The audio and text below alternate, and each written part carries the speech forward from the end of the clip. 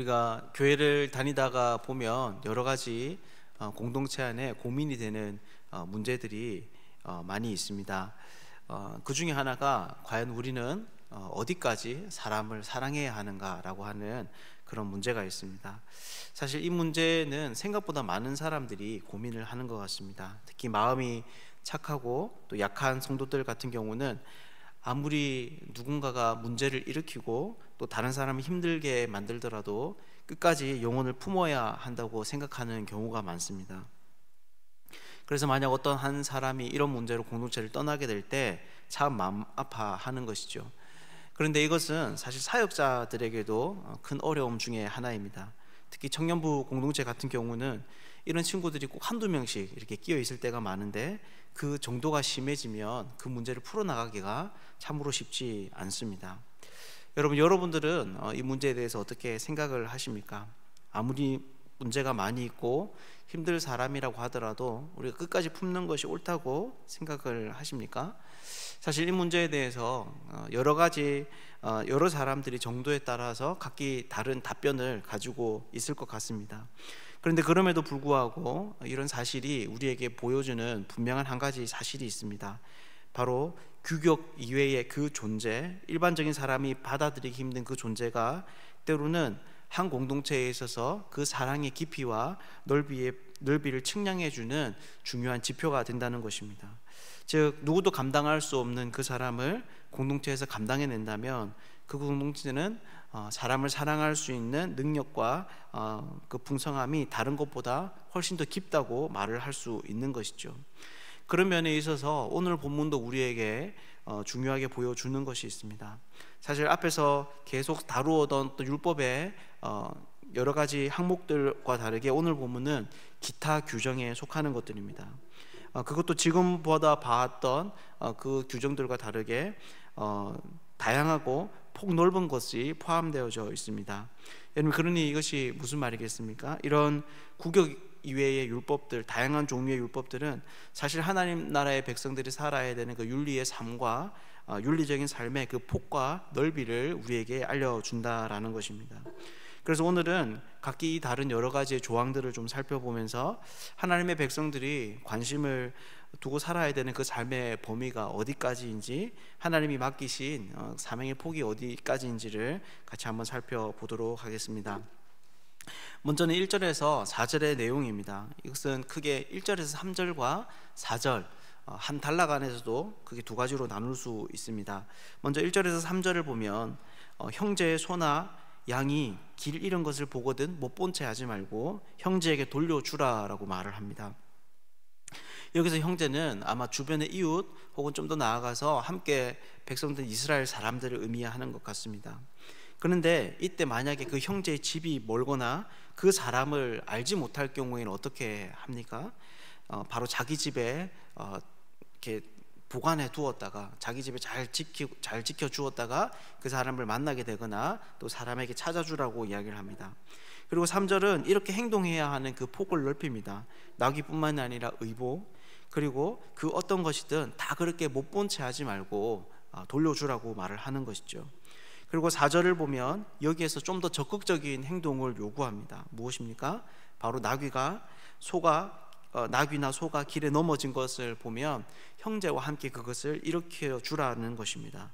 즉 단순히 주인 잃은 짐승이나 물건을 찾아주는 것을 넘어서서 타인의 재산을 보호하는 어떤 적극적인 명령을 우리는 여기서 발견할 수 있는 것이죠. 여러분, 그렇다면 이것이 무슨 말이겠습니까? 바로 이러한 1절에서 4절의 이야기는 우리가 잘 알고 있는 이웃 사랑에 관한 계명입니다. 즉 하나님의 백성들은 자기 자신의 안전과 재산에만 신경을 써서는 안 된다라는 것입니다. 그래서 타인을 손해보면서까지 자신의 이익을 추구하거나 타인이 어려움에 빠진 것을 모른 척 할 것이 아니라 그 형제의 마음을 헤아리고 그의 편에 서서 그가 가지고 있는 그 문제에 함께 동참해 도울 수 있어야 된다라고 우리에게 알려줍니다. 그리고 이어서 두 번째 부분이 5에서 12절의 내용인데 여기에 보면 정말 다양한 명령들이 담겨져 있습니다. 먼저 5절을 보면 의복에 대해서 이야기를 하고 있는데요. 여러분, 그 핵심이 무엇입니까? 바로 남녀가 자기의 그 옷을 서로 바꾸어 입지 말라는 것입니다. 남자는 남자의 옷을, 여자는 여자의 옷을 입을 것을 하나님께서 말씀하십니다. 그리고 이것과 비슷한 명령이 9절에서 11절에도 등장하고 있습니다. 그래서 9절을 보면 포도원에 종자를 뿌리는데 두 가지의 종자를 섞어서 뿌리지 말라고 합니다. 또한 10절을 보면 소와 나귀를 결의하여 갈지 말라고 합니다. 여기서 결의라고 하는 것은 소 두 마리가 땅을 업기 위해서 쟁기를 함께 끄는 것을 의미합니다. 즉 농사를 지을 때 소면 소, 나귀는 나귀 이렇게 종류별로 묶어서 함께 일을 시키지 이 두 가지의 것들을 함께 섞어서 묶어서 일하지 말라고 하는 것이죠.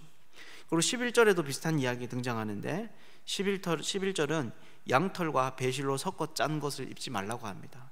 양털은 우리가 잘 알다시피 그 짐승에서 나오는 그 털을 의미하는 것이고, 배실은 삼의 껍질에서 나오는 것을 의미하는 것입니다. 아예 그 출처가 다른 종류를 의미하는 것이죠. 이 두 가지를 섞지 말라고 말을 하고 있습니다. 여러분, 그렇다면 이것이 무슨 말이겠습니까? 바로 그 각각의 고유한 특성을 유지하도록 하라는 것입니다.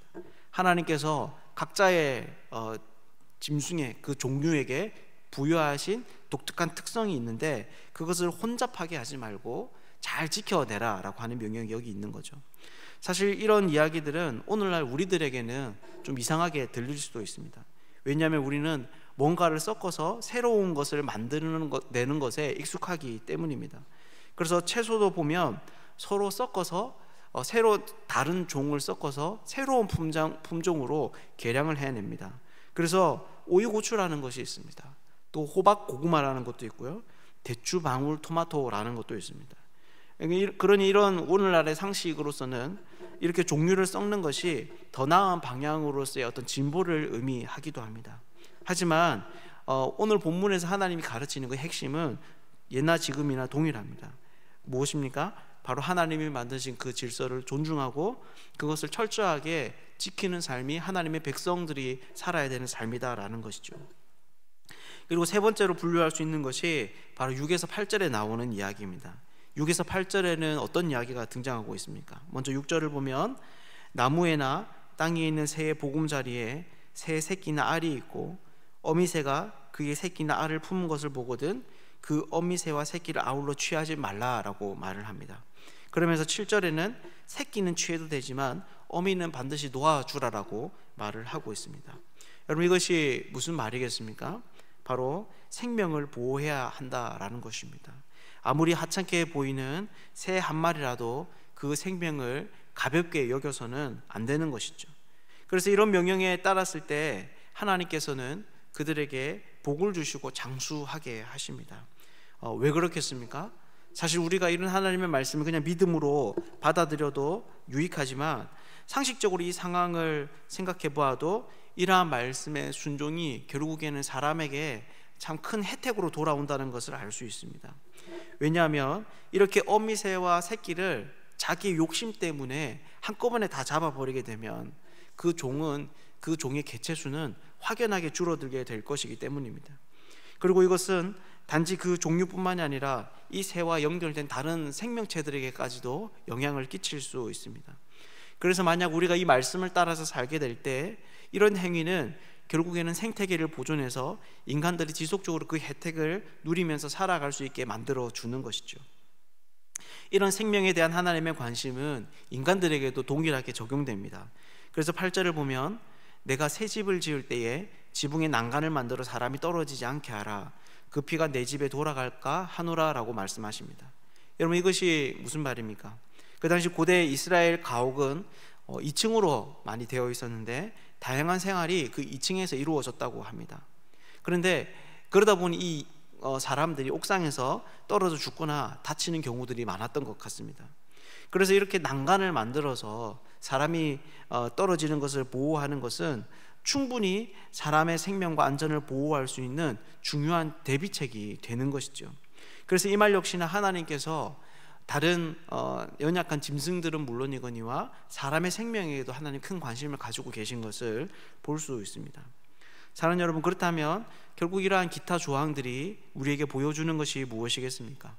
바로 하나님의 백성들은 형제의 이익을 지켜주는 일은 물론이거니와 온 세상이 하나님이 정하신 바대로 운영되는 것, 또한 사소한 생태계의 생명에까지 관심을 두고 살아야 되는 그런 존재들이다라는 것이죠. 즉 우리는 나 한 몸 혹은 내가 속한 공동체나 인류의 이익만을 추구하는 존재가 아니라 하나님이 지으신 이 피조세계 전체에 관심을 두고 하나님 그 가운데 하나님의 선한 뜻을 펼치며 살아야 되는 사람들이다라는 것입니다. 그래서 이것은 하나님의 백성의 구별됨이 그 삶에서 나타나야 하는 것을 우리에게 알려줍니다. 왜냐하면 이 세상을 살아가는 세상의 사람들의 중요한 특징 중 하나가 바로 자기 자신만을 위해서 사는 것이기 때문입니다. 물론 그들도 옆에서 볼 때에 이웃을 위해 살기도 합니다.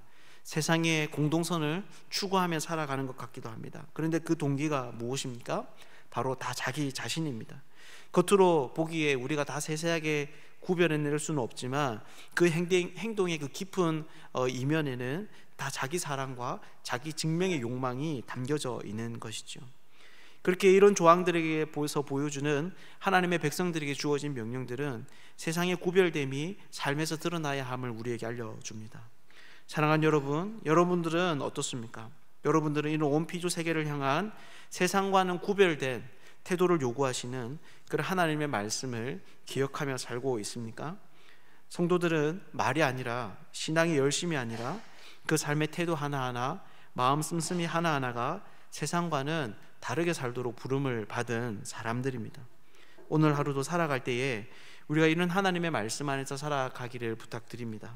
그래서 내 일과 내 가족만 생각하는 것이 아니라 이 나라를 생각할 줄 알고 또 이 세상의 모든 정치적, 경제적, 윤리적인 질서와 우리가 몸담고 있는 이 지구 안에 있는 모든 생태계에 대해서도 우리가 마음을 쓸며 살아갈 수 있는 사람들이 되면 좋겠습니다. 오늘 하루도 이런 하나님의 백성으로 사시기를 주님의 이름으로 축복합니다.